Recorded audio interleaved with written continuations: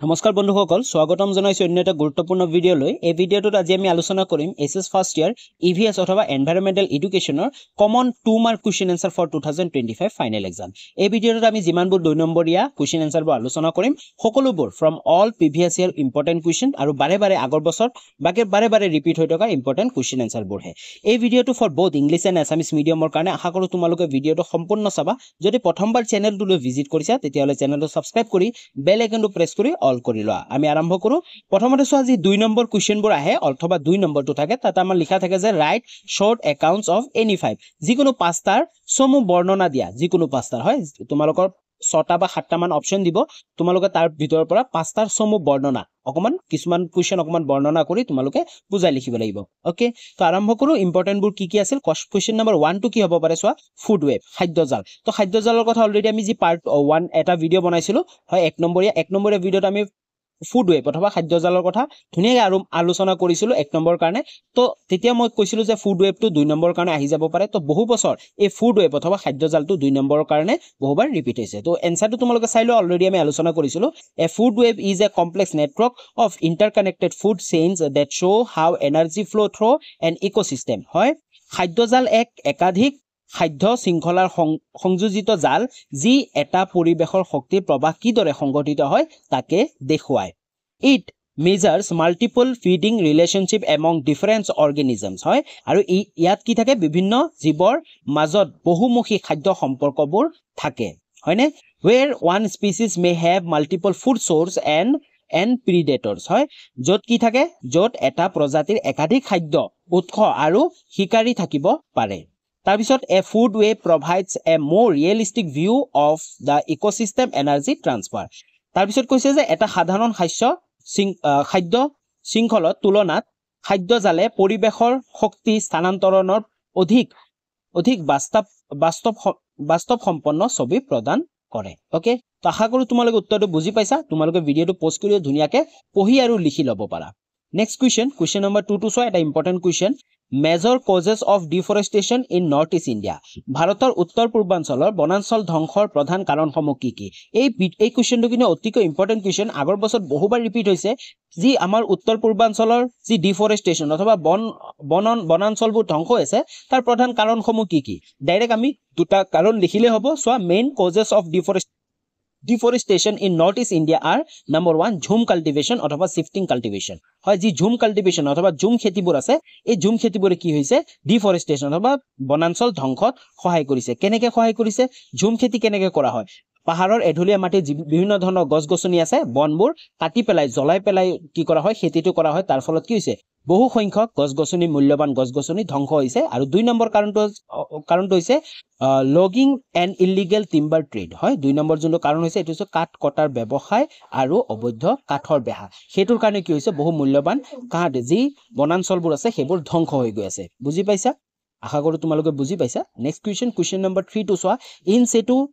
conservation অন্ত সংৰক্ষণ কি এই কুৱেশ্যনটো অতিকৈ ইম্পৰ্টেন্ট কুৱেশ্যন হয় এই কুৱেশ্যনত তোমালোকে ভালকৈ চাই যাবা কাৰণ এই কুৱেশ্যনটো এই বছৰ অহাৰ বহুখিনি সম্ভাৱনা আছে ইন সেটু কনজাৰভেশ্যন মানে কি হয় চোৱা refers to the conservation of ecosystem and natural habitats হয় অন্ত সংৰক্ষণ বুলি কোৱা হয় প্ৰাকৃতিক পৰিৱেশত জীৱ বৈচিত্ৰ্য আৰু বাসস্থানৰ সংৰক্ষণ যি প্ৰাকৃতিক জীৱ বৈচিত্ৰ্যবোৰ থাকে আৰু বাসস্থানসমূহ থাকে সেইবোৰক প্ৰটেকশ্যন কৰা অথবা সেইবোৰক বচাই ৰখাটোৱে কি হয় ইন সেটু কনজাৰভেশ্যন অথবা অন্ত সংৰক্ষণ বুলি কোৱা হয় তাৰপিছত চোৱা along with the maintenance and recovery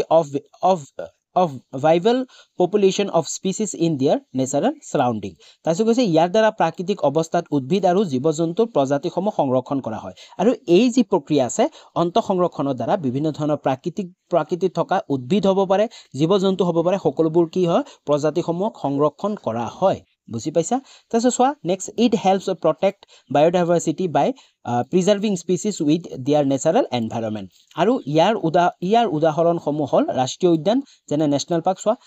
সাচ as national park wildlife sanctuaries and biosphere reserve যেনে উদাহৰণবোৰ কি হ'ব পাৰে অন্ত সংৰক্ষণৰ উদাহৰণবোৰ নেশ্যনেল পাৰ্ক হয় ৰাষ্ট্ৰীয় উদ্যানবোৰ হ'ব পাৰে জীৱ বৈচিত্ৰ্য সংৰক্ষণ এলেকা বায়'স্ফিয়াৰ ৰিজাৰ্ভবোৰ হ'ব পাৰে আৰু বন্যপ্ৰাণী অভয়াৰণ্য ৱাইল্ড লাইফ চেঞ্চুৰীবোৰ হ'ব পাৰে ওকে যদি তোমালোকক 2 নম্বৰৰ কাৰণে খুদে যে অন্ত সংৰক্ষণৰ কেইটামান উদাহৰণ দিয়া ইন সেটু কনভাৰজেশ্যনৰ এক্সাম্পল কেইটামান দিয়া দুটা এক্সাম্পল দিব লাগে তেতিয়া হল তোমালোকে নেশনাল পাৰ্ক অথবা ৰাষ্ট্ৰীয় উদ্যান আৰু নাইবা তোমালোকে ওয়াইল্ড লাইফ সেঞ্চুৰী বন্যপ্ৰাণী অভয়াৰণ্য নাইবা তোমালোকে বায়োস্ফিয়াৰ ৰিজাৰ্ভ বৈচিত্ৰ্য সংৰক্ষণ এলেকা বুলিও দিব পাৰা ওকে আশা কৰো তোমালোকে ধুনিয়াকে উত্তৰটো বুজি পাইছা Next question number 4 to soa causes of threat to biodiversity জৈৱ বৈচিত্ৰ্য ধ্বংসৰ কাৰণসমূহ লিখা যি জৈৱ বৈচিত্ৰ্য বৰ্তমান সময়ত আমি দেখা পাই আছো অতি বেয়াকে কি হৈছে ধ্বংস হ'বলৈ গৈ আছে তো মুখ্য কাৰণবোৰ কি হ'ব পাৰে প্ৰথম কাৰণটো হৈছে হেবিটেট ডিষ্ট্ৰাকচন হয়নে যি বাসস্থানবোৰ আছে বন্যপ্ৰাণীৰ অথবা যিকোনো বায়োস্ফিয়াৰৰ বাসস্থানবোৰ সেইবোৰ কি হৈছে এটো বাসস্থানবোৰ কি হৈছে বিনাশ কৰি দিয়া হৈছে যেনে deforestation urbanisation and agriculture expansion lead to loss of natural habitats হয়নে বন যি ধ্বংস হৈ আছে তাৰছত নগৰীকৰণ হৈ আছে তাৰছত কৃষি বিস্তাৰৰ ফলত কি হৈছে প্ৰাকৃতিক বাসস্থানবোৰ নষ্ট হৈছে তাৰ বাবে আমি কি দেখা পাওঁ যি বায়োডাইভাৰ্সিটিবোৰ আছে হয়নে সেইবোৰ আমাৰ দিনে দিনে কমি গৈ আছে আৰু দুই নম্বৰ কাৰণটো আছে পপুলেশন হয়নে পপুলেশন নহয় পলিউশন হয়নে পপুলেশনৰ এটা কাৰণ হ'ব পাৰে হয়নে পপুলেশনৰ অধিক বৃদ্ধি হোৱাৰ কাৰণে কি হৈছে মানুহবিলাকে বেছিকে বন্য অঞ্চলবোৰ বন্যপ্ৰাণী অঞ্চলবোৰ কি কৰি আছে নষ্ট কৰি দি আছে ঘৰবাৰী বনাই আছে হয়নে তো সেইটো এটা কাৰণ হ'ব পাৰে তো দুই নম্বৰ কাৰণটো হৈছে পলিউশন যেনে air water and soil pollution harm ecosystem and species যি বায়ু পানী মাটি প্ৰদূষণ আছে এই প্ৰদূষণবোৰে কি হৈছে পৰিৱেশ আৰু প্ৰজাতিসমূহৰ ক্ষতিগ্ৰস্ত কৰে ওকে আশা কৰো তোমালোকে ধুনিয়াকে বুজি পাইছা next question লাগবাহু Question number 5 to soa source of air pollution বায়ু প্ৰদূষণৰ কাৰকসমূহ লিখা একেবাৰে সহজ প্ৰশ্ন হয় বায়ু প্ৰদূষণৰ কাৰক যেহেতু 2 নম্বৰ কাৰণে দিছিল তো দুটা কাৰক আমি লিখি দিলে হৈ যাব তো দুটা কাৰক কি হল vehicle emissions and industrial smoke কি হ'ব পাৰে যানবাহনৰ ধোঁৱাৰ পৰা কি হৈছে বায়ু প্ৰদূষণ সৃষ্টি হয় আৰু উদ্যোগৰ যি ধোঁৱাবোৰ আছে তাৰ পৰা বহু বেছি পৰিমাণে বায়ু প্ৰদূষণ হোৱা দেখা গৈছে Next question লাগবাৰ আগতে যদি এতিয়ালৈ ভিডিওটো লাইক কৰা নাই তেনেহলে প্লিজ ভিডিওটো এটা লাইক কৰি দিয়া আৰু চেনেলটো সাবস্ক্ৰাইব কৰি বেল আইকনটো প্ৰেছ কৰি অল কৰি ৰাখিবা কাৰণ তোমালোকৰ আগন্তুক যিবোৰ এক্সাম আছে তাৰ কাৰণে তোমালোকে এই চেনেলটোত বিভিন্ন ধৰণৰ ইম্পৰ্টেন্ট আৰু আগৰ বছৰত আহি যোৱা মোষ্ট ইম্পৰ্টেন্ট বাৰে ৰিপিট হৈ থকা ইম্পৰ্টেন্ট কোৱেশ্চন এনসাৰবোৰ এই চেনেলটোত ইংলিশ এণ্ড এছামিজ দুইটা মিডিয়ামৰ কাৰণে পাই থাকিবা তো আশা কৰো সকলোৱে চেনেলটো সাবস্ক্ৰাইব কৰি আৰু লগৰ বন্ধু বান্ধৱী সকললৈ শ্বেয়াৰ কৰি দিয়ে আৰু ডেসক্ৰিপচনত টেলিগ্ৰাম চেনেলৰ লিংক আছে তোমালোকে টেলিগ্ৰাম চেনেলতো জয়েন হৈ লবা বিভিন্ন ধৰণৰ নতুন ভিডিওৰ আপডেট পাই থাকিবা আৰু ইম্পৰ্টেন্ট কোৱেশ্চন এনসাৰবোৰো তোমালোকে টেলিগ্ৰামত পাই থাকিবা আৰু ডেসক্ৰিপচনত মোৰ ইনষ্টাগ্ৰাম আইডি লিংক আছে যদি তোমালোকৰ কিবা খুদিব থাকে তেতিয়া হলে তোমালোকে মোক খুদিব পাৰিবা নেক্সট কোৱেশ্চন লাগবাহু কোৱেশ্চন নম্বৰ 6 টু সোৱা কনজাৰভেশন এনাৰ্জি ৰিসোৰ্স হয় নৱীকৰণযোগ্য শক্তিৰ উৎস তো নৱীকৰণযোগ্য শক্তিৰ উৎস কি হ'ব পাৰে ধুনিয়াকে শৰ্টকে মই লিখি দিছো conservation energy resource renewable source of energy that can be naturally replaced and help in sustainable development যিবোৰে কি ক'ব পাৰে উন্নয়নৰ সহায় কৰিব পাৰে ওকে তোমালোক উত্তৰটো ধুনিয়াকে পঢ়ি ল'ব পাৰা নেক্সট কোৱেশ্চন লাগবাও কোৱেশ্চন নম্বৰ 7 টু সোৱা গ্ৰীন হাউস গেছেছ সেউজগৃহ গেছ অতিকৈ ইম্পৰ্টেন্ট গ্ৰীন হাউস গেছৰ কথা প্ৰত্যেক বছৰে আহি থকা দেখা যায় হয়তো তোমালোক 1 নম্বৰত আহিব পাৰে হয়তো তোমালোক 3 নম্বৰীয়া প্ৰশ্নটো আহি যাব পাৰে তো গ্ৰীন হাউস গেছেছ কি হয় সোৱা greenhouse gases are gases in the earth atmosphere that trap heat হয়নে গ্ৰীন হাউস গেছেছ সেইবোৰ হয় যিবোৰ আমাৰ পৃথিৱীৰ এটমস্ফিয়াৰত থাকে ধৰিলো এটো পৃথিৱীটো হয় তাৰ এটমস্ফিয়াৰৰ গ্ৰীন হাউস গেছেছবোৰে কি কৰে যিবোৰ হিট আহে হয় সূৰ্যৰ পৰা হিট আহে হিটবোৰ যেতিয়া ৰিফ্লেক্ট কৰে সেই হিটবোৰ কি কৰে ট্ৰেপ কৰি মানে ৰখাই দিয়ে আৰু ৰখাৰ ফলত কি কৰে গ্লোবেল ওয়াৰ্মিং গৰমৰ উত্তাপ বৃদ্ধি কৰে বুজি পাইছা contributing to the greenhouse effect কি কৰে greenhouse effect সৃষ্টি কৰে एग्जांपल কি হ'ব পাৰে include carbon dioxide CO2 methane and water vapors কি হ'ব পাৰে carbon dioxide methane হয় CH4 আৰু water vapors H2O এইবোৰে কি কৰে এই greenhouse gas বৃদ্ধি কৰাত সহায় কৰে তো অসমীয়া মিডিয়াম ভাষাত আছে সেউজগৃহ গেছ হৈছে পৃথিৱীৰ বায়ুমণ্ডলত থকা গেছসমূহ যে তাপ মানে আটকাই অথবা আটক কৰি ৰাখে আৰু সেউজগৃহ প্ৰভাৱ বৃষ্টি কৰে উদাহৰণস্বৰূপে কাৰ্বন ডাই অক্সাইড মিথেন আৰু জলীয় বাষ্প তোমালোকে एग्जांपलত লিখি দিবা বুজি পাইছা নেক্সট কোৱেশ্চন নম্বৰ 8 টু সোৱা এটা ইম্পৰ্টেন্ট কোৱেশ্চন এসিড ৰেইন অম্ল বৃষ্টি অতিকৈ ইম্পৰ্টেন্ট কাৰণ এসিড ৰেইন অথবা অম্ল বৃষ্টিৰ কথা প্ৰতিটো एग्जामতে বহুত কেটা एग्जामতে অলৰেডি হাই সেকেন্ডাৰী एग्जामতো এই অম্ল বৃষ্টি অথবা এসিড ৰেইনৰ ওপৰত প্ৰশ্ন আহিছিল তো তোমালোকৰ অতিকৈ ইম্পৰ্টেন্ট এই বছৰ অহা সম্ভাৱনা আছে তো উত্তৰটো সোৱা এসিড ৰেইন মানে কি হয় সোৱা acid rain is a type of precipitation that contains high level of sulfuric and nitric acid formed due to the reaction of atmospheric pollutants like sulfur dioxide SO2 and nitrogen oxide with water vapors it harms environment by damaging soil water bodies vegetation and buildings অম্ল বৰষুণ অথবা অম্ল বৃষ্টি হৈছে এক প্ৰকাৰৰ বৰষুণ য'ত সালফিউৰিক আৰু নাইট্ৰিক এচিডৰ উচ্চ পৰিমাণ থাকে হয়নে সালফিউৰিক এচিড আৰু নাইট্ৰিক এচিডৰ উচ্চ পৰিমাণ থাকে এইটো বায়ুমণ্ডলৰ দূষক যেনে সালফাৰ ডাই অক্সাইড আৰু নাইট্ৰজেন অক্সাইড পানী বাষ্পৰ সৈতে প্ৰক্ৰিয়া কৰা যেতিয়া প্ৰক্ৰিয়া কৰিব কৰাৰ ফলত সৃষ্টি হয় ই মৃত্তিকা জলবায়ু উদ্ভিদ আৰু বনাঞ্চলসমূহ কি কৰে ক্ষতি কৰে নেক্সট কোৱেশ্চন লাগবাহু কোৱেশ্চন নম্বৰ 9 টো চোৱা সোৰ্স অফ সাউন্ড পলিউশন শব্দ প্ৰদূষণৰ উৎসসমূহ লিখা অতিকৈ ইম্পৰ্টেন্ট প্ৰশ্ন হয় সোৰ্স অফ সাউন্ড পলিউশন আৰু কি হ'ব পাৰে ইন্ডাষ্ট্ৰিয়েল নয়েজ হয়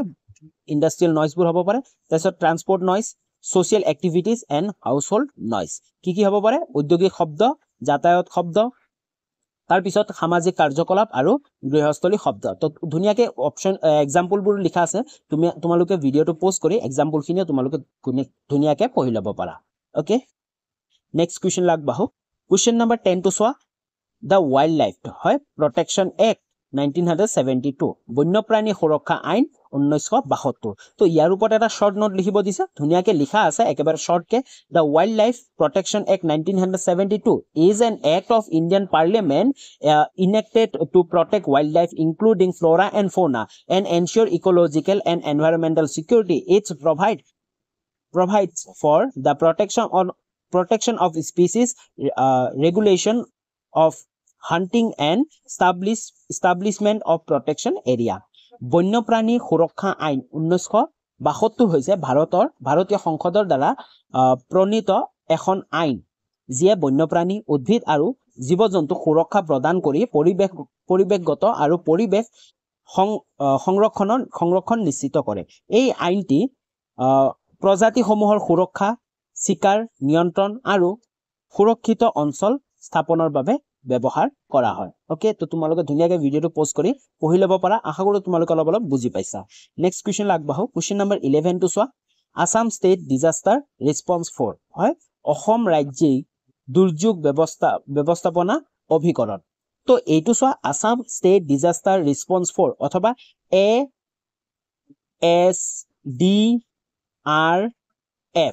ASDRF ইয়াৰ তোমালোকৰ শৰ্ট ফুল ফৰ্মটো তোমালোকে ধুনিয়াকে চাই লোৱা ইয়াতে আছে আসাম ষ্টেট ডিজাস্টাৰ ৰেসপন্স ফৰ অথবা অসম ৰাজ্যিক দুৰ্যোগ ব্যৱস্থাপনা অভিকৰণ তো এই কোৱেশ্চনটো কিন্তু তোমালোকৰ 1 নম্বৰীয়া কাৰণে আহি যাব পাৰে ফুল ফৰ্ম লিখিবৰ কাৰণে যেনেকে NDRF ৰ আহিছিল ওকে তো তোমালোকে উত্তৰটো ধুনিয়াকে পঢ়ি ল'ব পাৰা এছামিছ আৰু ইংলিশ দুইটা মিডিয়ামৰ কাৰণে ধুনিয়াকে আছে তো ভিডিওটো পোষ্ট কৰি তোমালোকে উত্তৰটো পঢ়ি ল'ব পাৰা নেক্সট কোৱেশ্চন নম্বৰ 12 টো চোৱা need of wearing helmet by the biker and riders চালক আৰু আৰোহীয়ে শিৱস্ৰায়ন অথবা হেলমেট পৰিধান প্ৰয়োজনীয়তা কিয় হেলমেট প্ৰয়োজন হয় হেলমেট ওৱেৰ কৰা অথবা পিন্ধা তো তোমালোকে ধুনিয়াকে পঢ়ি ল'ব পাৰা উত্তৰটো মই আৰু ইমানখিনি বুজাই নাথাকো তোমালোকে নিজে গম পাবা এখিনি পঢ়ি ল'লে নেক্সট কোৱেশ্চন নম্বৰ 13 টো চোৱা what is indicated by three kind of light at traffic পইণ্টত দেখা পোৱা তিনি ধৰণৰ লাইটে কি সূচায় অতিকৈ ইম্পৰ্টেন্ট আৰু গুৰুত্বপূৰ্ণ প্ৰশ্ন এইটো প্ৰশ্ন বাৰে বাৰে ৰিপিট হৈ থকা দেখা যায় হয়নে কি বুজায় আমি সকলোৱে জানো ৰেড লাইটটো কি বুজায় ষ্টপ বুজায় ইয়েলো যোনটো লাইট আছে সেই লাইটটো কি বুজায় গেট ৰেডি অৰ স্লো ডাউন আৰু যোনটো গ্ৰীন লাইট আছে গ্ৰীন লাইটটো কি বুজায় গো মানে যাব বিচাৰে হয়নে তো অসমীয়াৰ কাৰণে আছে চোৱা ৰঙা লাইট ৰব হালধীয়া লাইট হয়নে সাজু হওক বা গতিবেগ কমাওক আৰু যি সেউজীয়া লাইট আছে হেতুৱে আগবাহক বুলি কয় ওকে নেক্সট কোৱেশ্চন নম্বৰ 14 টো চোৱা জেব্ৰা ক্ৰসিংৰ বিষয়ে আহি যাব পাৰে কাৰণ ইম্পৰ্টেন্ট হয় আগৰ বছৰ অলৰেডি বহুবাৰ ৰিপিট হৈছে তোমালোকে উত্তৰটো ধুনিয়াকে পঢ়ি ল'ব পাৰা জেব্ৰা ক্ৰসিংৰ বিষয়ে নেক্সট কোৱেশ্চন নম্বৰ 15 টো চোৱা সাস্টেইনেবল ডেভেলপমেন্ট বহনক্ষম উন্নয়ন অতিকৈ ইম্পৰ্টেন্ট দৰকাৰী প্ৰশ্ন কাৰণ বেছিবাৰ এক্সামতে কিন্তু সাস্টেইনেবল ডেভেলপমেন্ট যদি বহনক্ষম উন্নয়ন থাকে পাৰ্টটোত তেতিয়া হলে কিন্তু তাৰ ওপৰত এটা নহয় এটা প্ৰশ্ন হয় তো সাস্টেইনেবল ডেভেলপমেন্টৰ বিষয় তোমালোকে ধুনিয়াকে চাই যাবা so sustainable development refers to development that meet the needs of the present without compromising the ability of future generation to meet their own needs it balance economic growth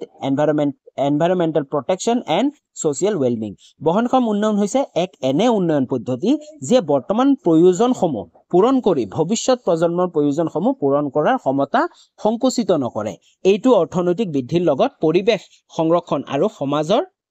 মংগলকো সুমিশ্ৰণ কৰে ওকে আশা কৰো তোমালোকে বুজি পাইছা তো আজিলৈ ইমানখিনি আছিল তো 2 নম্বৰীয়া কোৱেশ্চন এনসাৰবোৰ ইম্পৰ্টেন্ট কোৱেশ্চন এনসাৰবোৰ যিমানবোৰ আছিল সকলোবোৰ আলোচনা কৰিলো যদি তোমালোকে ভিডিঅটো সম্পূৰ্ণ চালা তেনেহলে বহু বহুত ধন্যবাদ পুনৰ লগ পাম নতুন এটা ভিডিঅ লৈ তেতিয়ালৈ বাই বাই